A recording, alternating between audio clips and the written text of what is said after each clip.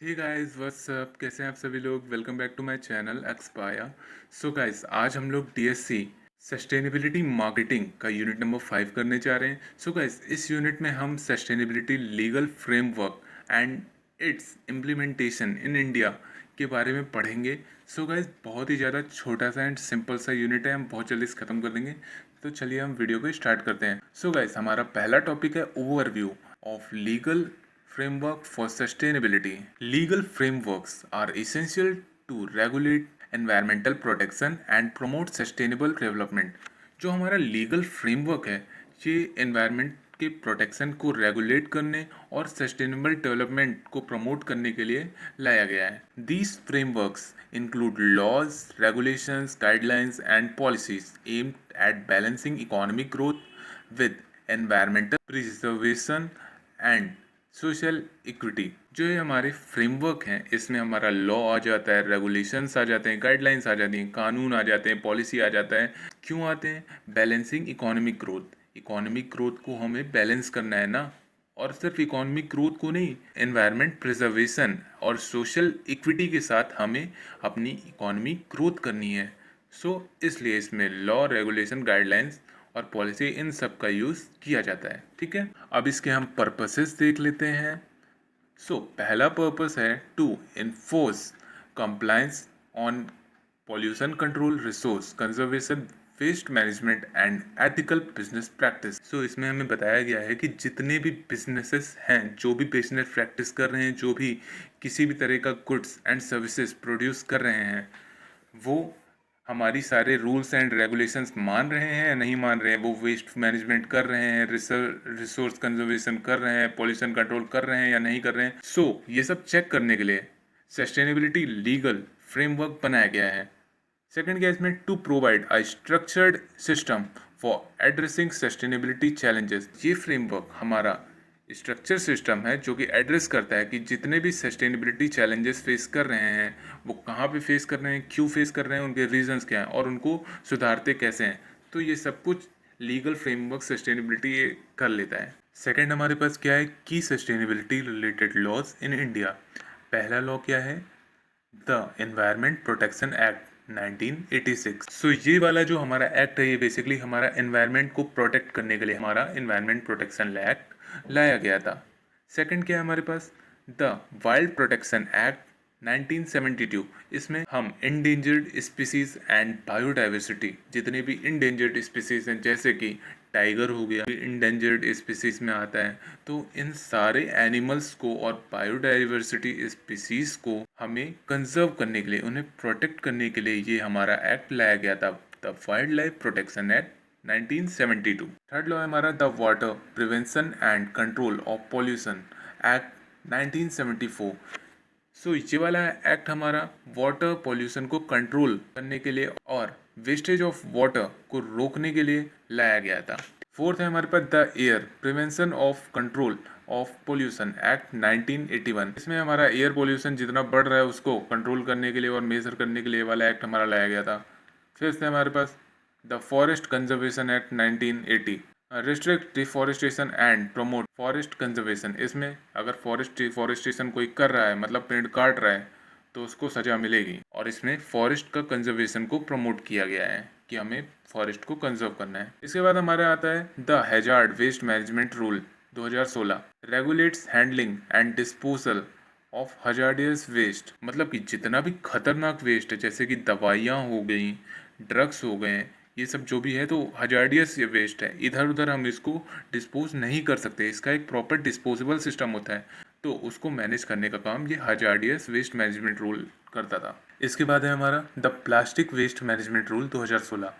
इसमें plastic waste generation जो होता है उसको रिसाइकलिंग के लिए प्रमोट किया गया कि प्लास्टिक को रिसाइकल करो, उसको रीयूज़ करो, इस टाइप का। इसके बाद हमारा सब लास्ट है the companies act 2013। Mandate corporate social responsibility spending encouraging sustainable business practices. Companies act में CSR, कॉर्पोरेट सोशल रिस्पॉन्सिबिलिटीज, मतलब जितना भी प्रॉफिट तुम कमा रहे हो वो सारा तुम खुद नहीं खाओगे, उससे तुम सोसाइटी के लिए कुछ करोगे, या तो तुम पार्क बना लो, एनजीओ बना लो, स्कूल बना लो, हॉस्पिटल बना लो, कुछ तो करो तुम सोसाइटी के लिए। तो वही होता है हमारा कॉर्पोरेट सोशल रिस्पॉन्सिबिलिटी। और उनको इंकरेज करना होता है कि सस्टेनेबल बिजनेस प्रैक्टिस करना, अगर नहीं करोगे तो हम तुम्हारा लाइसेंस रद्द कर देंगे। मजाक कर रहा हूँ, ऐसा नहीं होता, वो पैसे वैसे खिला देते हैं, ऐसा होता है, ठीक है। थर्ड है हमारे पास leading cases and development. Leading cases and development. Indian judiciary has played a vital role in strengthening environment jurisprudence। मतलब जो हमारी इंडियन जुडिशरी है ना, उसने ना बहुत ज़्यादा बड़ा रोल प्ले किया है इन्वायरमेंट प्रोटेक्शन के लिए, ठीक है। इन्वायरमेंट प्रोटेक्शन को हमारी इंडियन जुडिशरी ने ही तो मजबूती दी है।